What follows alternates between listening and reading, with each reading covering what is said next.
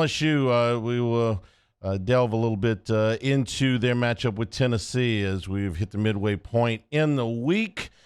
Best team that LSU has played thus far, best quarterback that LSU has played thus far. Brian Kelly on the Vols.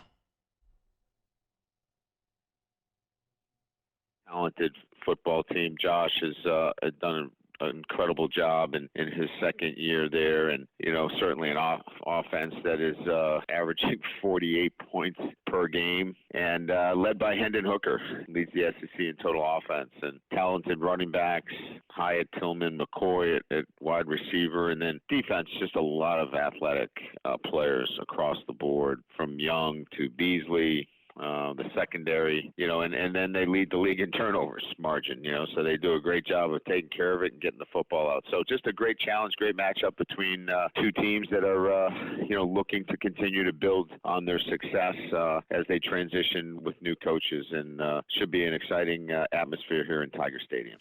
Hooker presents any number of problems for the LSU defense through the air, but the X factor and why I think that this guy is just a fantastic quarterback is he runs, but he runs only when it seems like it's pertinent, when they absolutely need it.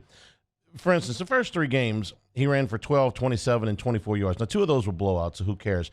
But the game against Pittsburgh, the 27 yards ended up being two key third downs. I mean, he didn't run the whole game. And this was a close game. This was a one-score game pretty much throughout. He didn't run until he absolutely had to. And in the area, think about Joe Burrow.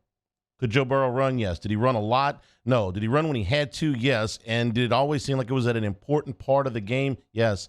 And when LSU absolutely needed Joe Burrow to extend some of those runs, extend his rushing attempts, like in the Texas A&M game when it finished 72-70, he ran for over 100 yards. They needed him that night. That's what Hooker does, too. He ran for 112 against Florida. They didn't need him to run against Pittsburgh that much. They certainly didn't need him to run against Ball State and Akron. They needed him to run against Florida. That ended up being a one-score game at the end, although Tennessee had controlled a lot of the action before that. You add that to the fact that the guy throws the ball down the field and doesn't turn the ball over, and you see the particular problem that LSU's got with this guy. Kelly talked about Hooker in particular in this clip. Well, I've gone against Hendon Hooker, so I know about him when he was at Virginia Tech. I mean, he's almost much more mature as a quarterback, and in particular in the passing game. But, I think in my career, I've seen quarterbacks that have the physical stature of a Hendon Hooker. And when I say physical stature, size, the ability to run, and then have the arm strength to push the ball down the field. And that's what he has, right? He's got both. He can hurt you running the football because of his athletic ability and his size, and he's got a great arm. There's almost no comparison to the maturity level and the level of play for Hooker at Virginia Tech. I appreciate that Kelly's seen him before. That helps. It's certainly not going to hurt, but he's just nowhere near the quarterback that he was when he was at Virginia Tech. When he was at Virginia Tech, his touchdown interception ratio was under 2-1. He was averaging about 170 yards a game. He was running a lot more. His last season at Virginia Tech, he rushed for 620 yards. You see what I'm getting at? Oh, Harold, this guy has matured so much as a quarterback in that he is now trying to push the ball down the field rather than running, and he is running only when it's really, really necessary. So the familiarity certainly helps for Brian Kelly. But Hooker is a completely different quarterback than the one he saw at Virginia Tech. But Kelly knows that. So he talked about why Hooker fits so well into this system. He fits this system really well because he throws a great deep ball. And look, the way they run their offense, they get so many one-on-one matchups. You've got to have a highly accurate quarterback who can put the deep ball on you. And he always did that well. He did it well at Virginia Tech, and he does it really well within Josh's system of offense. So that in itself makes him, really the effective quarterback that he is. Because if he was just a running quarterback, there's a lot of those guys. It's his accuracy in the deep ball that makes him that double threat. Yep. The other thing, of course, with Tennessee is the tempo. They're coming in here looking to go fast. they can't do a lot, right? They can't motion, they can't shift, they can't formation you to death, but you can't do quite as much on defense either, right? You've got to get lined up and you've got to get your cleats in the ground. So, a lot of this comes down to winning one-on-one matchups. So being fundamentally sound, tackling, playing the ball in the air, defeating one-on-one blocks. People talk about this being, a spread offense and it being, one of these kind of newer offenses, but it really breaks this game down to winning one-on-one matchups to probably the most pure sense. And that's what we'll have to do defensively. We're going to have to win a lot of one-on-one matchups.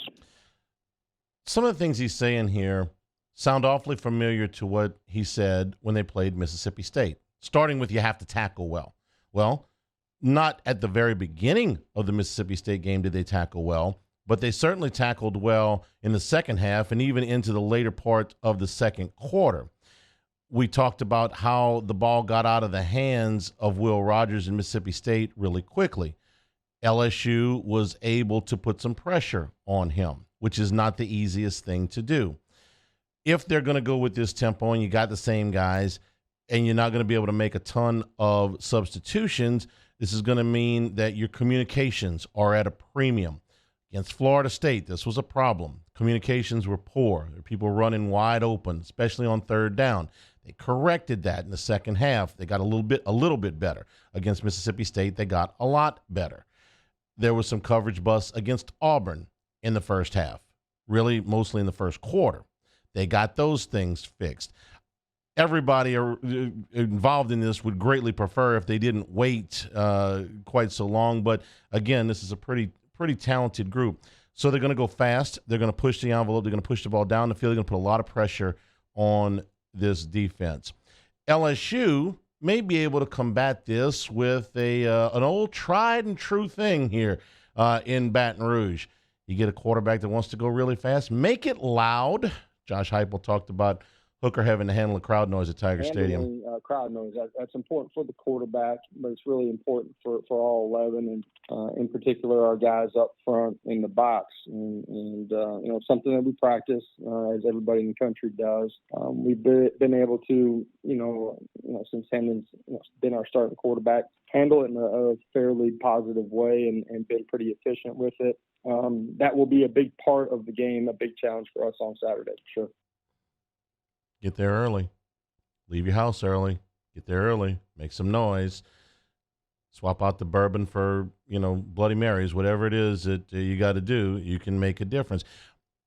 Is it going to completely shut down this offense? No.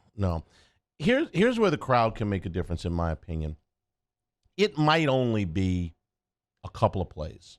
It might be 3 times in this game that an offensive lineman jumps and turns 3rd down and 2 into 3rd down and 7. It might be a stop. It might be one play where a receiver doesn't get a check, is not where he's supposed to be, and they end up turning the ball over. They haven't yet, but anything's possible. It's that one time that the quarterback either can't hear or can't communicate to his teammates what he wants to do and has to burn a timeout that they might need later in the game. If Tennessee snaps the ball 75 times in this game, if they're any good, and I think they're very good, the crowd noise may only have a tangible effect on a handful of those plays.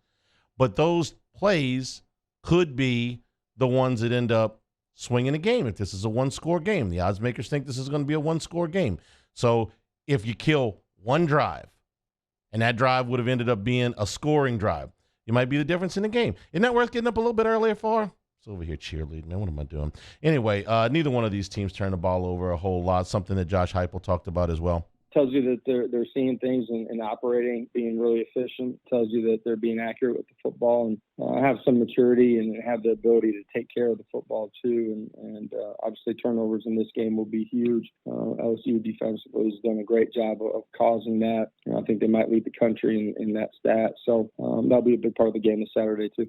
See, he missed Kelly's press conference on Monday when he said it was okay to throw interceptions. Remember? It's okay. Throw the ball. They might not always be wide open. And it wasn't even a goof, right? You would say, clip one of these audio bites and it says, the coach says, it's okay to throw interceptions. Well, you need some context to that. So a lot of times they'll make a goof out of it. Hey, here's a coach saying it's okay to throw interceptions. Well, in the context of haven't thrown any interceptions and throwing for 5 yards in the second half of a conference game on the road, yes, take some risks. Not that they want you to throw interceptions, but, this kind of stuff happens. And for those that don't think that Jayden Daniels is capable of this, that this has been his MO for his entire career, which you've seen over the last 5 games, it's just that's not the case. He wasn't that guy at Arizona State, all right? He threw the ball down the field. He threw plenty of interceptions, okay? I mean, this is my theory, and I'm sticking to it. I don't know if anybody over there would agree. I think that from the day his feet hit the ground in Baton Rouge, Jayden Daniels, hello, nice to meet you, don't turn the ball over. This is our locker room. Remember, don't throw interceptions. Here are our practice fields, don't fumble. You go to class in this building over here, do not turn the ball over. This is where you can park, and this is where you can't park. Remember, turnovers are bad. I mean, it's almost subliminal right now with Daniels, right? Guy wakes up in the morning before he can have his breakfast. They tell him not to turn the ball over. It's had an effect. Now they're having to kind of reverse that a little bit. It's okay to throw the ball down the field just a little bit.